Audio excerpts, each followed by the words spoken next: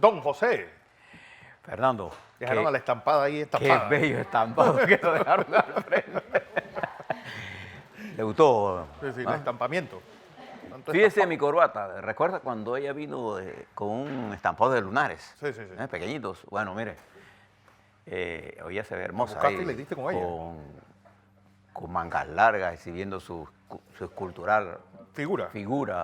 y brindándole su talento todas las mañanas a ustedes. Kathy Dolande. Mire, hemos seleccionado para ustedes hoy una serie de hechos que están ocurriendo en el mundo para que usted los vincule con lo que nosotros deberíamos estar haciendo en Panamá. Fernando le adelantó algunas de esas cosas por la importancia geopolítica que esto va teniendo, ¿no? Voy a comenzar diciéndole, así como usted vio en los Estados Unidos probando un misil porque se liberó del tratado de proyectiles nucleares, etc. Mire lo que pasa ayer en Francia. El presidente francés Emmanuel Macron dice que ha llegado la hora de crear una nueva arquitectura de seguridad para Europa y Rusia. Y a renglón seguido entra a discutir con el presidente Putin, que estaba ayer en Francia, los problemas candentes de Europa, Ucrania, y le dice que Rusia no puede entrar nuevamente al G7, perdón, si no resuelve el problema de Ucrania. Putin acepta conversar sobre el problema de Ucrania, Irán, Siria, entre otras las cosas que conversaron, la necesidad de una mayor integración, de una nueva arquitectura. Y con firmeza el presidente francés dice que Francia no tiene por qué pedirle permiso a los Estados Unidos para conversar de Irán con Rusia. Recuerda que el presidente Trump dijo que él no autorizaba, Francia no estaba autorizada a hablar a nombre de los Estados Unidos. Macron dijo, nosotros no hablamos a nombre de los Estados Unidos, hablamos a nombre de Francia. Me gustó la conversación entre estos dos dirigentes, sobre todo porque sobre el tapete está una situación de crisis global. Y se la explico rápidamente para que usted vea cómo están reaccionando algunos países. ¿En qué consiste esta crisis global? De acuerdo a un estudio que hizo un informe de Bloomberg Economic, que hizo Dan Hansen, Jimmy Rush y Tom Orlack, la guerra comercial ha producido un efecto de la caída en el Producto Interno Bruto que se calcula en 0.6. Eso es equivalente a 528 mil millones de dólares en pérdidas hasta ahora. Nada más. Nada más y nada menos. El PIB de España.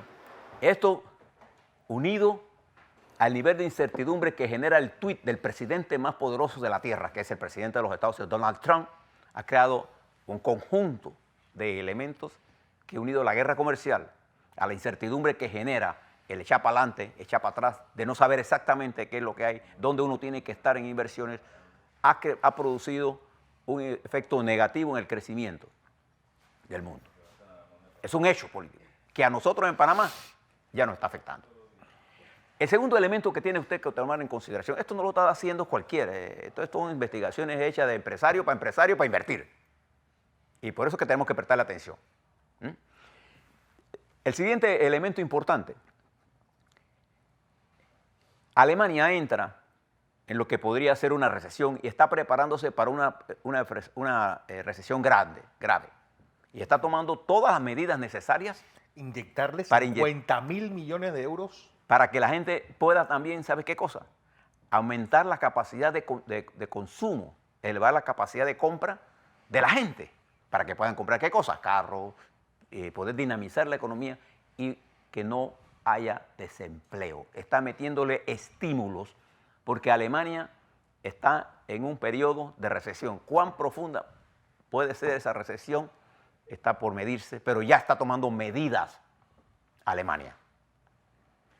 Recuerde que la canciller Angela Merkel sale en el 22, ya dejó de ser la dirigente máxima política, y ese es el caso de Alemania.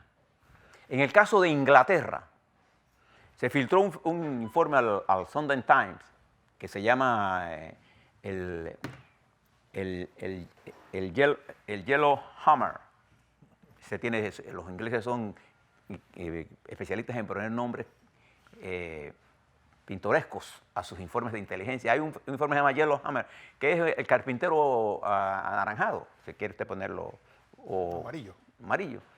Es un pájaro. Este informe revela que un Brexit sin acuerdo llevaría a Inglaterra a tener escasez de alimentos, de gasolina, tendría escasez de medicinas y entraría en recesión.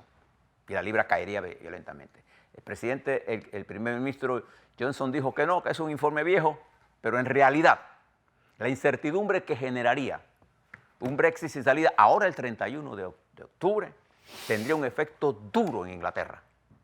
Y como consecuencia, unido a lo que te podría pasar en Alemania, a lo que está pasando en Italia, donde ya no hay gobierno, a una España con un gobierno provisional, con, no sé si se le puede decir de amateur, son aficionados, no, son personas que no están pensando en el país, con una dirección política tan complicada, con una China que está entrando con efectos duros. La guerra, los aranceles y el tuit del presidente de los Estados Unidos tiene el mundo en vaivenes. Ayer la bolsa subió porque el presidente le dio 90 días más a Huawei y pueden las grandes tecnológicas seguir vendiendo. Y como él erróneamente sostiene que los aranceles los paga China, los aranceles los pagan los importadores norteamericanos y los consumidores norteamericanos, y lo estamos pagando en el mundo por la caída. Entonces, este mundo, mire los efectos en Chile. En Chile, en este trimestre, hay elementos de una desaceleración. La economía chilena, que estaba supuesta a crecer 3,5% en el 2019, no va a crecer ya a 3,5%, está creciendo a 0,8%. ¿Y qué está haciendo Chile? Por inflación. Está metiendo nuevos estímulos para estimular, para poder producir empleo. Hay dos variables importantes que están afectando a la economía chilena. La incertidumbre global está haciendo que el precio del cobre baje y el consumo de cobre baje, pero además la guerra comercial en general está afectando la colocación de comercio con China y el resto del mundo. Entonces, las previsiones son pésimas. Bueno, te coges a Argentina. Además que la pobre Chile está en un vecindario donde no funciona nada. Sí, ver Argentina. Argentina tiene que pagar, hacerle frente a una deuda de 33.700 millones a fin de año. Con la y todos esos son 33.700 millones que tiene que pagar en moneda extranjera. Vale decir, dólares, euros, yenes, y el dólar está fuertísimo. Entonces, esta Argentina, con la inflación que tiene, con la devaluación del peso que tiene, con la incertidumbre que ha generado todo este proceso electoral, se enfrenta a una realidad que es que va a estar en recesión. Y a Brasil está creciendo a 0,8%. Ecuador tiene un programa de rescate. Pero en el caso de Argentina, ¿cómo le hará frente a este endeudamiento? Con la posibilidad de que haya un nuevo gobierno en octubre y las medidas que puso el presidente Macri de echar para atrás y caer en el populismo a la que él entró combatiendo. Fíjense las cosas que nos están ocurriendo. Si usted se va a nuestra región centroamericana, la situación no deja de ser más complicada. ¿Por qué este elemento es importante? Porque mientras todo está ocurriendo, fíjense lo que está pasando en China, particularmente en Hong Kong. Ante todo, la manifestación y movilizaciones multitudinarias de la gente de Hong Kong pidiendo libertades políticas, la República Popular de China anuncia que prepara todo para sustituir a Japón por Shenzhen, vecina, y va a convertir a Shenzhen en el Hong Kong como la ciudad modelo de desarrollo y de infraestructura, y están poniendo todos los recursos para que ello ocurra así. Es decir, no solo viene la amenaza militar de su movilización de tropas, sino viene ahora la amenaza económica. Y esto le tendrá un precio a Hong Kong. Entonces, en este mundo de variabilidad, en este mundo en la que Ucrania, con todos los recursos que tiene, una África con una cantidad, el pecado de Asia, tener tantos recursos en el subsuelo. De África. Perdón, de África, dividida, confrontada, con un Estados Unidos hacia adentro, con un presidente que todos los días nos anuncia una medida y al día siguiente la contradice, pensando directamente y en blanco y negro, disparando, sin darse cuenta que su imagen es la imagen que todos estamos buscando. O sea, los Estados Unidos sigue siendo la potencia más importante del mundo desde el punto de vista comercial y militar, sin duda alguna. Pero ¿cómo poder seguir estratégicamente a los Estados Unidos con un presidente que hoy dice una cosa y mañana dice exactamente lo contrario? Y con una dirección política que no catima esfuerzos en tomar cualquiera sea la medida de represión, de tarifas, de sanciones, unilateralmente. Solo podemos salvar el mundo multilateralmente. ¿Por qué es bueno que tengamos todo este cóctel en la mano? Porque si usted mira el ambiente, nosotros en Panamá somos una especie de excepción en el continente, en la parte, en el continente nuestro de América, no el insular, sino de tierra firme. Nosotros, Panamá, vamos a jugar un papel importante. Fíjese que el ministro de Asuntos de Cuentas Públicas, Gerald Darnassin, va a estar en Panamá para ver nuestra relación con Francia. Aquí va a estar el ministro. Para ver qué cosas. Cosas importantes de este mundo que nosotros tenemos que resolver. Entonces, ¿qué tiene que hacer el presidente Cortizo en el marco de esto? Nuestra economía también está cayendo en un proceso de desaceleración. ¿Y a qué afecta eso? Afecta el empleo. ¿En qué debemos estar concentrados nosotros en este momento? En políticas de estímulo al empleo. Nosotros tenemos que movilizar todas nuestras fuerzas productivas y creativas dirigidas a todo eso.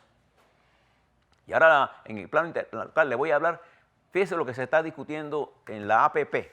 Se ha introducido un elemento en la APP, en la Asociación Pública Privada, que las empresas que hayan hecho acuerdos judiciales en Panamá no pueden competir para hacer uso de la APP. Yo les quisiera advertir a los señores diputados, eso es totalmente ilegal e inconstitucional. Esa ley no puede pasar así.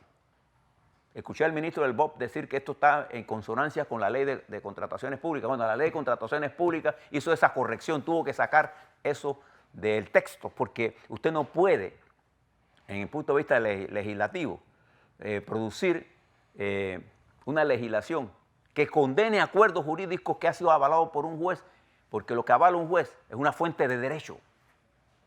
Entonces, si usted hace eso, Fernando, ¿usted con quién va a licitar? A ver, entonces, hay cosas que hay que hacerlas bien. Nosotros no podemos pensar que vamos a incentivar, necesitamos traer más inversiones, tomando restricciones por el placer de seguir la corriente de quien no está interesado en el desarrollar en el país. Los que quieren llevar al país a una confrontación permanente no están interesados en desarrollar el país. Que sigan haciendo caso a Ugás y al resto de mañanas que nos amanecen por aquí. Ahí apareció el peruano diciendo que él se había leído todo el expediente. ¿Qué expediente se va a leer el señor Ugás del caso de Ricardo Martinelli si el expediente se discute y se presentan las pruebas en el juicio? Y es oral. Nosotros vamos a conocer el contenido de eso. El 26. El 26 de agosto. Ese señor Ugás miente. Él no ha leído nada, no ha podido leer nada. Si eso no existe tal cosa como el expediente, ni siquiera él fue al juicio. Sí. Entonces él dice, yo me leí todo ese expediente y viene a dictarnos cátedra en nuestro país, metiéndose en problemas. Mire cómo está Perú. Nada más para que usted tenga una idea de lo que le quiero plantear. Creo que en el mundo hay suficientes evidencias. El presidente de los Estados Unidos sabe que puede caer los Estados Unidos en una recesión y eso sería lo peor que nos puede pasar. Hay que ser tonto para pensar que a nosotros nos conviene que a los Estados Unidos les vaya mal. No, a nosotros nos conviene que a los Estados Unidos les vaya bien, que sea un liderazgo multilateral, nos conviene que Europa se recupere, nos conviene que China y Asia y Estados Unidos lleguen a un acuerdo, nos conviene que el mundo crezca, porque en ese crecimiento está también nuestro futuro. Entonces ahora nosotros miramos todo eso y pensemos qué cosas tenemos que hacer estratégicamente. A la vuelta vamos a hablar un poco sobre el panorama nacional, que es lo importante, qué es lo que es central, qué es lo que tenemos que estar pendientes. O seguimos con estas controversias parroquianas, que lo único que producen es fragmentación política, o nos enfocamos en hacer las cosas bien. No es una estrategia para hacerlo, esto sí, y entonces hacemos algo. Mire, lea lo que están expresando en la asociación pública-privada. Tiene que ser una cosa cristalina así, pero tiene que ser para todos. No crear condiciones a priori, porque eso lo que hace es que a la gente que quiera venir a invertir, dice en Panamá, no hay seguridad jurídica. A la vuelta.